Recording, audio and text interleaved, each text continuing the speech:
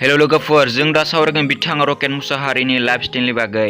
भिडिअखौ स्टार्ट खालामनायनि सिगां नोंथांनि रकेट मुसाहारिया फेभरेट एक्टर बा भिडिअखौ लाइक खालामना होग्रो। भिडिअखौ गोबाव खालामनायसै भिडिअखौ स्टार्ट खालामसै। गिबियाव जों बिथां रकेट मुसाहारिनि जोनोमखौ जों मिथिग्रोना लागोन। बिथाङा जोनोम मोनदोंमोन 2000 मायथाइनि फेब्रुवारि दाननि 12 सानखालि।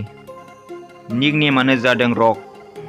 बिथां रकेट मुसाहारिया दायो 21 बोसोराव सोलिगासिनो दं। बेनि उनाव जों बिथां रकेट मुसाहारिनि इडुकेसननि बागै मिथिग्रोना लागोन। बिथांनि इडुकेसना जादों ओइचएस सेकेन्ड इयार। बिथांनि हबिसआ जादों एक्टिं। दायो जों बिथांनि जोनोम जायगाखौ मिथिग्रोना लागोन। बिथांनि जोनोम जायगा जादों मुसलपुर। दायो जों बिथांनि फेभरेटफोरनि बागै मिथिग्रोना लागोन। बिथांनि फेभरेट फुडआ जादों पर्क आरो फेभरेट गेमआ बेडमिन्टन। फेभरेट बड' एक्टरा जादों लिंसार बसुमतारी। फेभरेट बड' एक्ट्रेसआ जादों पेन्सि ब्रह्म।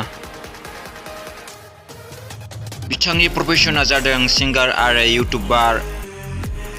बिथां रकेट मुसाहारिनि हाइटआ जादों 5.7 इंसि आरो वेटआ जादों 46 केजि।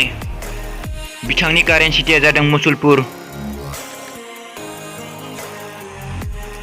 बेनि उनाव जों बिथांनि धोरोमखौ मिथिग्रोना लागोन। बिथांनि धोरोमा जादों हिन्दु। बिथां रकेट मुसाहारिनि गासै इउटुब चेनेलाव 62K साबस्क्राइबार दं।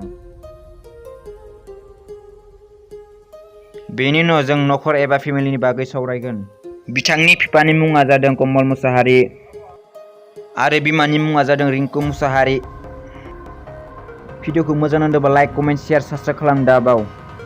मानो होनोब्ला आं बेफोरबायदिनो बड' एक्टर एक्ट्रेसफोरनि भिडिअ लाइफ स्टाइल भिडिअ लाबोबाय थायो।